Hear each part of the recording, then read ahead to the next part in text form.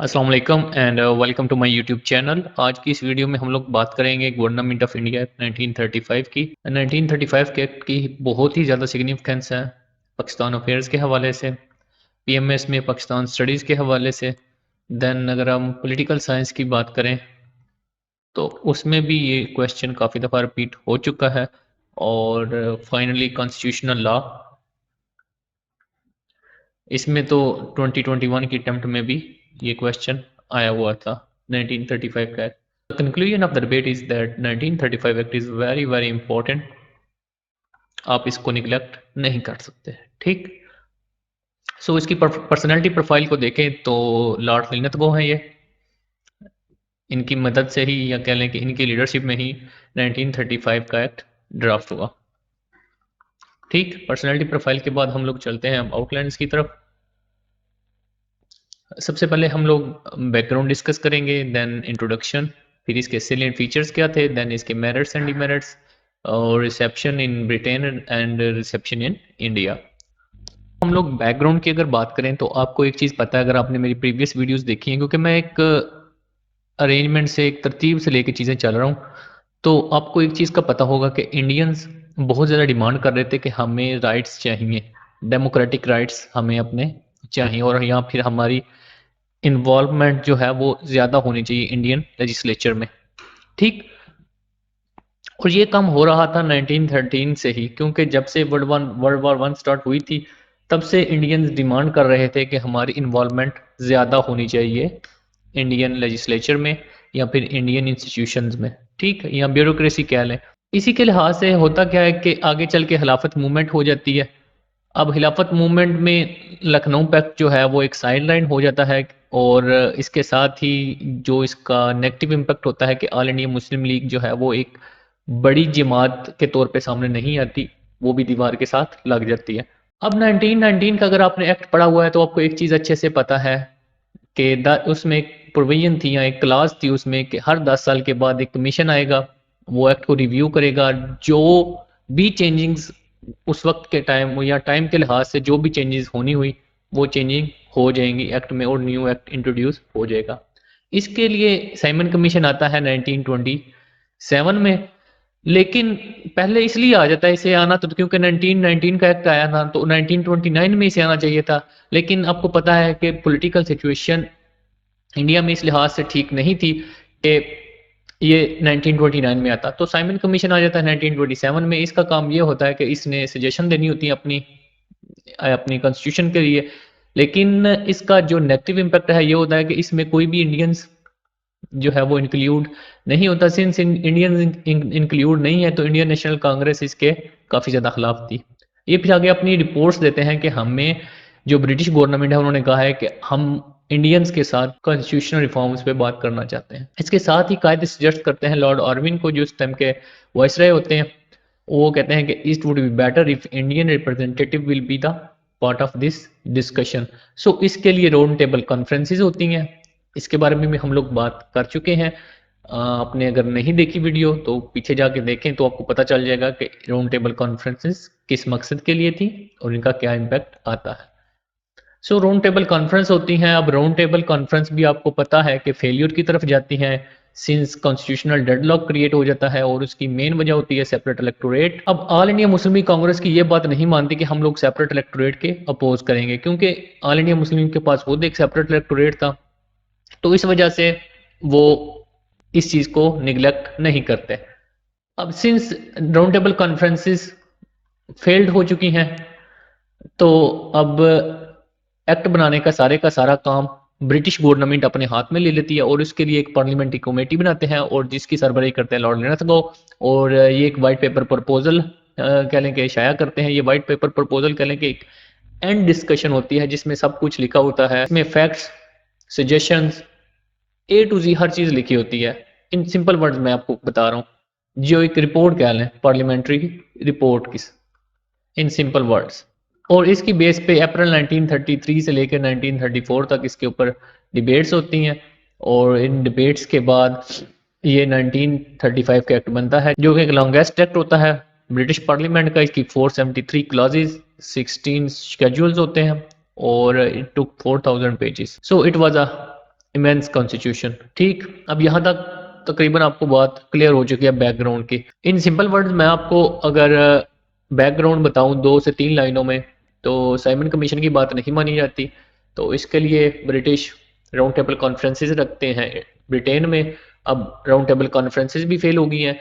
जब ये फेल हो चुकी हैं तो ब्रिटिश गवर्नमेंट कहती है कि हम खुद एक्ट बनाएंगे 1935 का, और लॉर्ड लिनथगो की सरबराही में ये एक कमेटी बनाते हैं, और ये पार्लियामेंट्री कमेटी एक एक्ट बनाती है जिसको हम लोग 1935 के एक्ट के नाम से जानते हैं, गवर्नमेंट, या फिर इसे गवर्नमेंट ऑफ इंडिया एक्ट 1935 भी कहते हैं।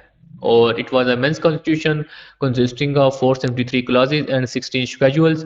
और ये एक्ट ब्रिटिश का पार्लियामेंट का सिंस 1999 तक लॉन्गेस्ट एक्ट होता है।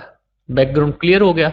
अब हम इंट्रोडक्शन की तरफ चलते हैं। इंट्रोडक्शन की बात करें तो government of India act 1935 was an act of government of UK. It came into effect in 1937, जिसकी बेस पे 1937 के इलेक्शन होते हैं। फिर ये मैंने आपको बताया कि 1999 तक ये ब्रिटिश पार्लियामेंट का लॉन्गेस्ट कॉन्स्टिट्यूशन होता है, जिसको ओवरटेक करता है greater London authority act, I think. ठीक, ये इसको सरपास करता है 1999 में। तब तक 1935 का एक्ट ही लॉन्गेस्ट 1935 का एक्ट ही लॉन्गेस्ट एक्ट होता है ब्रिटिश पार्लियामेंट का, क्योंकि आपको पता है कि इसकी 473 क्लासेस हैं। अब 473 क्लासेस की वजह से इसको 2 हिस्सों में सेपरेट किया जाता है। एक होता है government of India act 1935 having 321 section and 10 schedules. Then government of Burma act 1935 having 159 section and 6 schedules। So यहाँ तक बात होगी क्लियर। आपको पता है 1935 के एक्ट को 2 हिस्सों में तकसीम कर दिया जाता है, government of India, government of Burma act. इन दोनों के ऊपर एक डिबेट हो सकती है, जैसे इन्होंने बर्मा को अलहदा किया 1935 में। इसी एक्ट के जरिए पाकिस्तान और इंडिया को भी वो लोग अलहदा कर सकते थे, लेकिन इन्होंने नहीं किया। वो हम आगे बात करेंगे जाके, जब हम रीऑर्गेनाइजेशन ऑफ स्टेट्स की बात करेंगे ना, इस एक्ट की जो स्पेसिफिकेशन है उसमें, तो फिर वहां चल के बात करेंगे डिटेल से। अब this act led to reserve bank of India. इससे पहले रिजर्व बैंक ऑफ इंडिया नहीं था। Then union public service commission, FPSC की तरह का एक अदारा कायम हो जाता है, UPSC. Then federal court 1937, supreme court की तरह की पाकिस्तान की जो है। देन बाइकैमरलिज्म आता है 6 प्रोविंसेस में। इसके पहले यूनिकैमरलिज्म था लाइक पाकिस्तान। और जो प्रोविंसेस लेवल पे, फेडरल लेवल पे तो ये बाइकैमरलिज्म है, लेकिन प्रोविंशनल लेवल पे बाइकैमरलिज्म नहीं है। तो प्रोविंसेस लेवल पे जो है वो 6 सूबों में बाइकैमरलिज्म आ जाता है, मुंबई में, मद्रास में, बंगाल, बिहार, असम और यूपी। सो सैलिएंट फीचर्स की बात करें तो इन सिंपल वर्ड्स या इन कंक्लूजन या इन द एंड, ये जो बेसिक 5 प्रॉपर्टीज हैं इसकी 1935 के एक्ट को बयान करने की। ठीक, federation model, provincial autonomy, franchise, bicameralism and federal act. ठीक, सो देन इसके सैलिएंट फीचर्स की बात करें तो रिटन एक्ट है। Then creation of all India federation, लेकिन जो creation of all India federation है वो मुकम्मल तौर पे ऑपरेशन नहीं हो सकी, क्योंकि अपोजिशन थी प्रिंसली स्टेट्स की। ठीक, अब डिवीजन ऑफ पावर हो चुकी है। देन अगर आपको पता है 1919 के एक्ट का, तो आपको पता है कि प्रोविंशियल लेवल पे डायरकी थी, तो ये डायरकी खत्म हो जाती है, क्योंकि डिवीजन ऑफ पावर कर दी जाती है। सीधा सीधा बता दिया जाता है कि आप लोग किस महकमे में या किस लेवल पे लेजिस्लेशन कर सकते हैं। सेंटर को बता दिया गया कि सेंटर किन सब्जेक्ट्स पे लेजिस्लेशन कर सकता है। देन प्रोविंशियल को बता दिया गया, प्रोविंसेस को बता दिया गया कि वो किस लेवल पे लेजिस्लेशन कर सकते हैं। और फिर एक कंकरेंट लिस्ट बना दी गई कि जिसमें बोथ सेंटर और प्रोविंसेस दोनों कर सकते हैं लेजिस्लेशन। सो प्रोविंशियल ऑटोनॉमी की हम लोग बात करें तो प्रोविंसेस को इसमें इख्तियार दे दिया गया कि आप लोग किन किन सब्जेक्ट्स पे लेजिस्लेशन कर सकते हैं। एक सेपरेट एंटिटीज बन गई, जैसे फेडरेशन मॉडल है अभी पाकिस्तान में 18वीं तरमीम के बाद। डीआरकी को बिल्कुल खत्म कर दिया गया प्रोविंशियल लेवल पे। ठीक, at national level it remains, national मतलब फेडरल लेवल पे। और इसके बाद इन्होंने कुछ सब्जेक्ट बनाए जिसे हम लोग रिजर्व सब्जेक्ट कहते हैं, और कुछ ट्रांसफर सब्जेक्ट बनाते हैं। रिजर्व सब्जेक्ट पे मुकम्मल कंट्रोल था ब्रिटिश का, और ट्रांसफर सब्जेक्ट पे सूबों का कंट्रोल था। ट्रांसफर सब्जेक्ट्स पे सूबों का कंट्रोल था, लेकिन ब्रिटिश की मर्जी के साथ। यहाँ पे भी ये लोग इन्फ्लुएंस कर सकते थे। तो रिजर्व सबसे पहले हम लोग ट्रांसफर सब्जेक्ट्स की बात करते हैं कि इन्होंने ट्रांसफर सब्जेक्ट्स में इंडियंस को क्या क्या दिया। फॉरेस्ट, ठीक, local government, education, public health, then social welfare. तो इस तरह के जो महकमे थे ये इन्होंने दिए इंडियंस को, या फिर लॉलीपॉप के तौर पे कि ये लोग कहें कि हमारे पास भी कुछ चीज़ है। अब देखें ये लिंच पिन उन्होंने अपने पास रखी। ठीक है, लिंच पिन की बात करें तो आप देखें रिजर्व सब्जेक्ट में क्या क्या आता है। Taxation, revenue, foreign affairs, relation, justice, police, press, power, resources. मतलब पूरी की पूरी स्टेट की जो मशीनरी है ये इनके पास थी। जो नाम के महकमे हैं इन्होंने इंडियंस को पकड़ा दिए, और जो कंट्रोलेबल चीज़ें हैं अगर ये चीज़ें आपके कंट्रोल में है तो स्टेट आपके कंट्रोल में है। सो ये सारी चीज़ें इन्होंने अपने पास रखी। So viceroy vested with residual power, viceroy को उन्होंने रेजिडुअल पावर दे दी।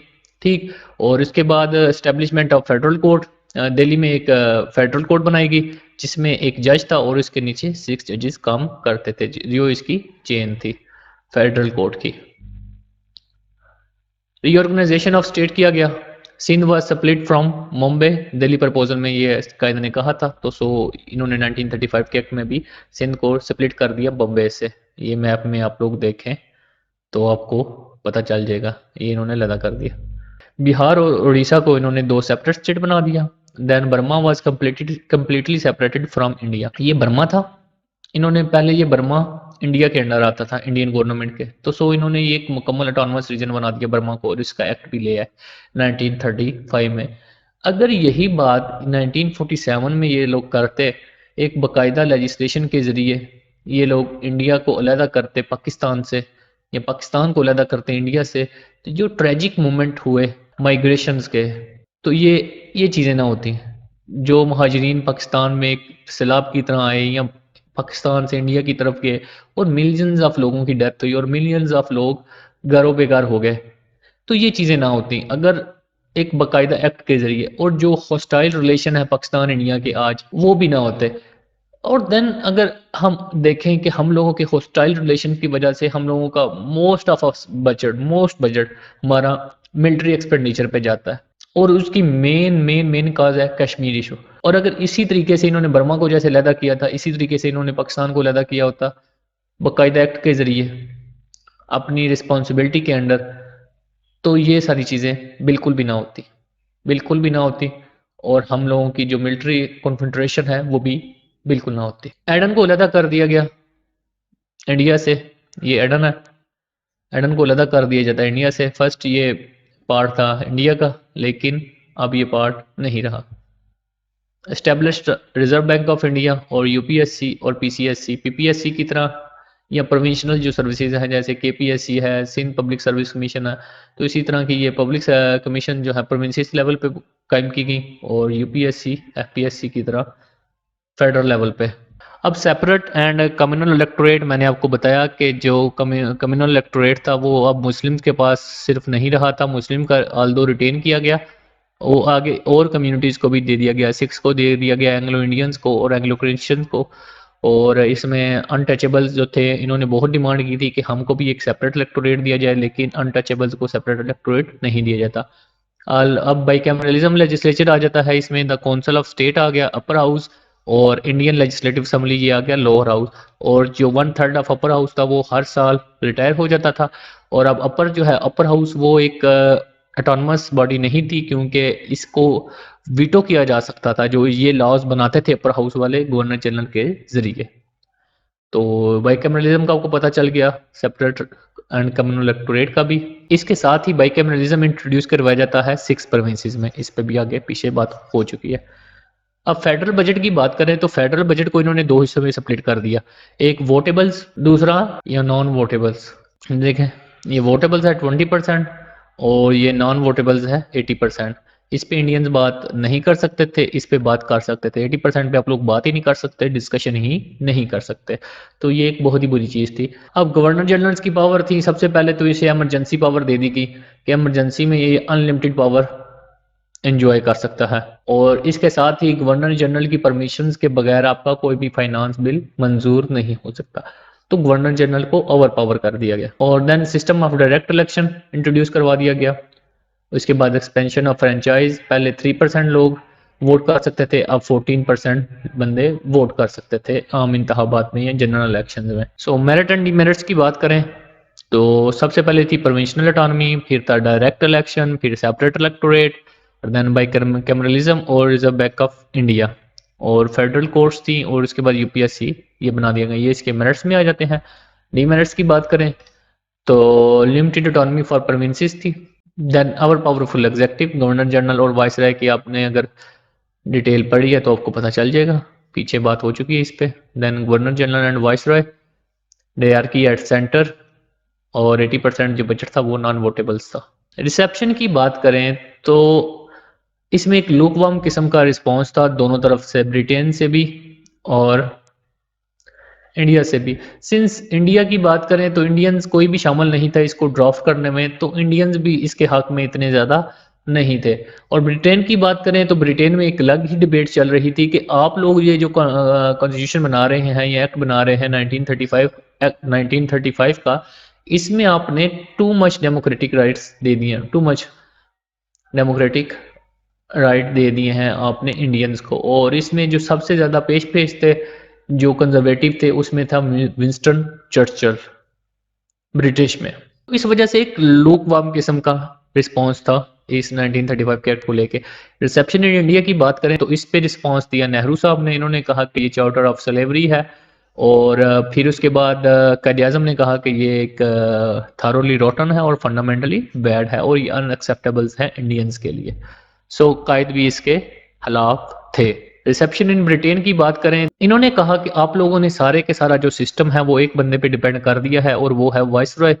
और अगर ये वाइसरॉय फेल हो गया तो आपका सारे का सारा सिस्टम, ये सारी की सारी आपकी जो मशीनरी है वो सारी फेल्यूर की तरफ जाएगी, और टोटली सारा सिस्टम ठप हो जाएगा। और विंस्टन चर्चिल का मैं आपको बता चुका हूँ कि ये इन्होंने पहले ही 1929 से ये कैंपेन स्टार्ट कर रखी थी कि इंडियंस को डेमोक्रेटिक राइट्स नहीं देने। तो ये एक बहुत ही ज़्यादा इस चीज़ के खिलाफ थे 1935 के एक्ट के। सो यहाँ पे हमारा 1935 का एक्ट एंड होता है। और अगर कोई कमी बेशी रह गई हो जिस 1935 के एक्ट में, तो kindly let me know in comment section. और उसके बाद अगर आपका कोई क्वेश्चन हो इससे रिलेटेड तो वो भी मुझे आप बताइएगा, और काइंडली मेरे चैनल को यार सब्सक्राइब कर दें। और वीडियो अगर आपको अच्छी लगी है तो थम्स अप, और अगर आपको लगता है कि ये वीडियो किसी काम आ सकती है तो इसको आगे शेयर कर दीजिएगा। सो मिलते हैं फिर नेक्स्ट लेक्चर में, तब तक के लिए इजाज़त दीजिए। अल्लाह हाफिज़।